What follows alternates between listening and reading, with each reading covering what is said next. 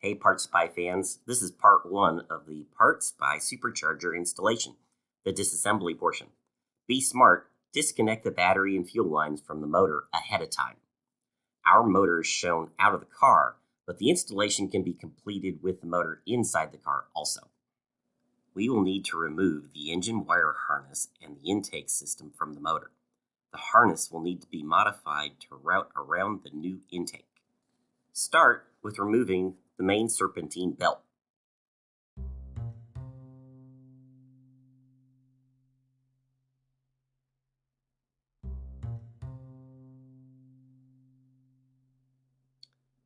Then we'll remove the air pump tubing. This will not be reused and can be set aside.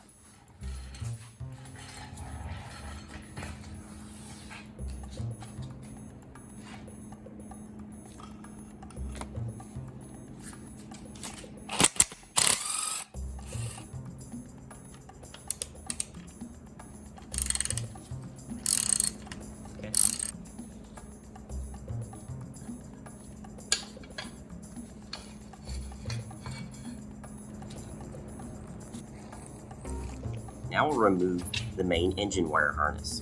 We'll start with disconnecting the starter and oil lever sensors at the bottom of the motor. Open the retaining clip, then feed the wires back through to the top of the motor. Disconnect the alternator and vanos, plus all the other connectors that you may find on the front of the engine. You may want to label them, as some of them are similar left to right sides of the motor.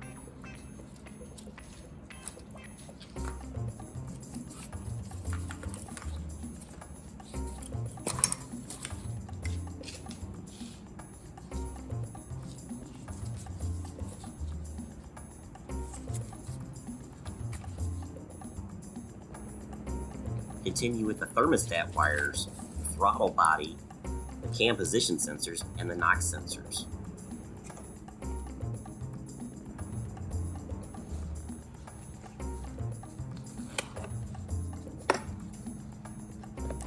Remember to get both sides.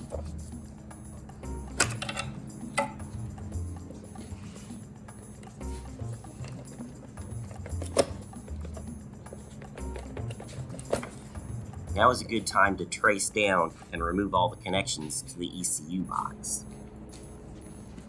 Remove the plastic valve cover, then the grounds on the coils. Disconnect all the coil connectors.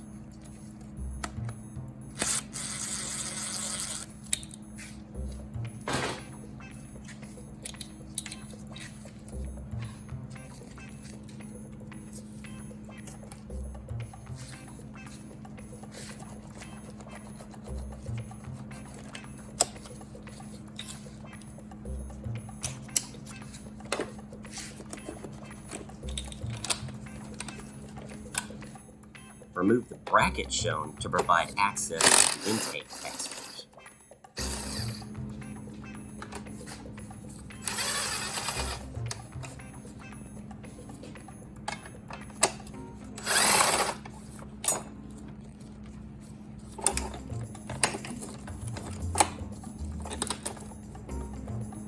There are 10 11mm nuts holding the intake onto the engine block.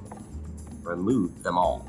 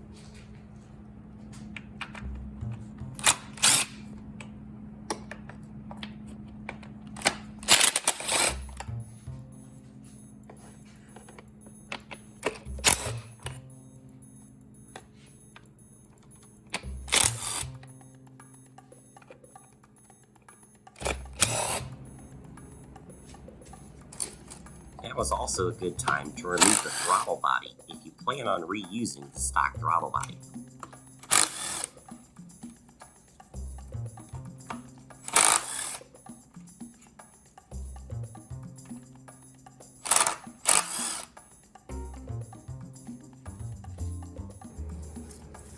Separate the two knock sensor connectors from the rest of the harness and set aside for the next steps.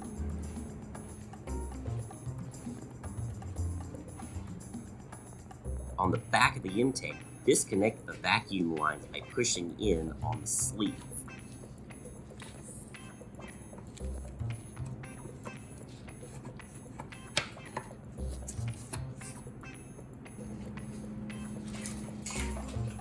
Collect all the wires, and the intake should lift straight up and off of the engine.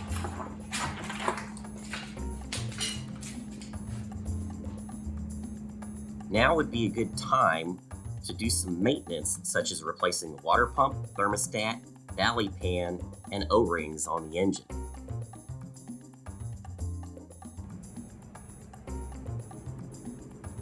We need to remove the 7mm studs from each side of the head.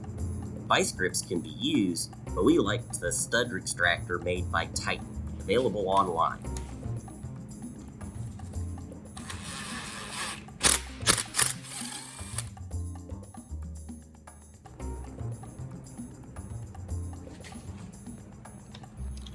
Remove the motor brackets for better access.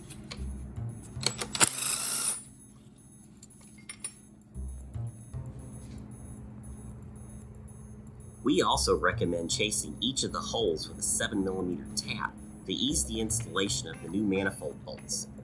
You can then test fit the new bolts into the head. These are an oddball 7mm size, so take care not to lose any.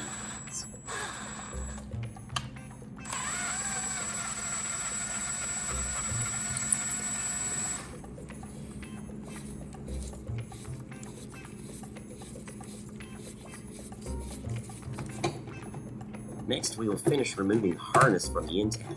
Remove the top bolt of the fuel rail and then pop the injectors out of the manifold.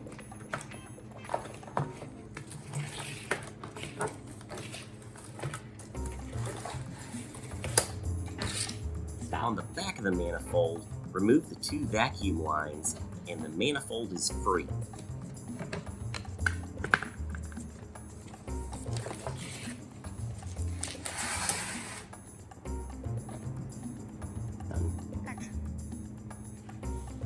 Using a pick, carefully remove the wire clips on the injector connectors and set them aside. We'll need to use these for reinstallation later.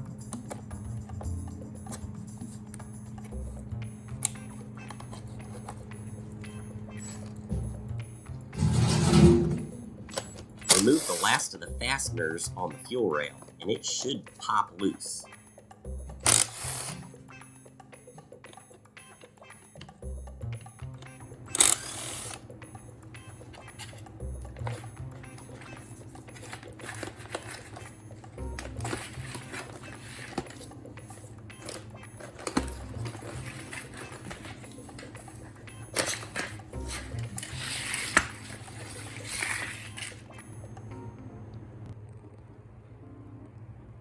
Now we'll remove the covers from the wire boxes themselves. There are several snaps on both sides.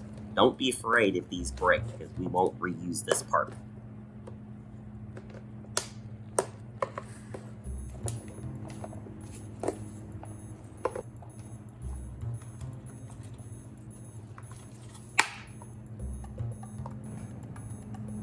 Now would also be a good time to label the injector and coil connections 1 to 4 and 5 to 8 for installation later.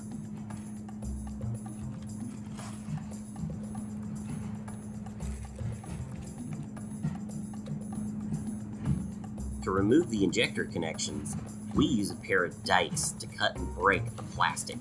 Be careful not to cut the wires. Pull all the wires out and discard the housings.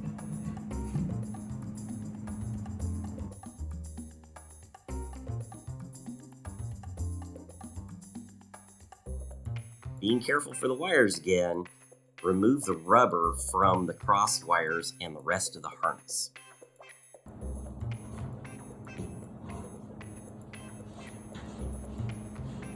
In the next part of the installation series, we'll install the adapters and lay out the new wire routes to place them underneath the supercharger for a clean installation. Remember to subscribe to the PartSpy channel to get notification when part 2 of the install series is released. Production parts are in process and should be available by the end of June. And remember to check out the PartSpy.com website.